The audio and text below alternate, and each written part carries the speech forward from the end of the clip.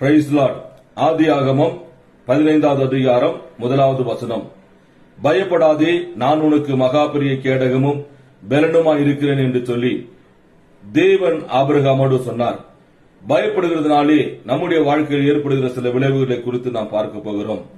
பயப்படுகிறதுனாலே விசுவாசம் குறைந்து போகும் என்று சொல்லி மார்க் 4வது அதிகாரம் 40வது வசனத்திலே பார்க்கிறோம். பயப்படுகிறதுனாலே இருதயம் சோர்ந்து போகும் என்று சொல்லி லூக்கா 21வது அதிகாரம் 26வது வசனத்திலே பார்க்கிறோம். பயப்படுகிறதுனாலே பயப்படுகிற காரியம் நேரிடும் என்று சொல்லி நீதிமொழிகள் 1வது அதிகாரம் 27வது வசனத்திலும் யோபு 3வது அதிகாரம் 25வது வசனத்திலும் பார்க்கிறோம்.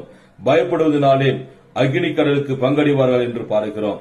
வெளிப்படுத்தின விசேஷம் 21வது அதிகாரம் 28வது வசனத்திலே பயப்படுகிறவர்கள் அக்னி கடலில் பங்கடைவார்கள் என்று பார்க்கிறோம். பயமின்றி நாம் வாழ்வோம். கர்த்தர் தாமே நம்மை ஆசீர்வதிப்பாராக. ஆமென்.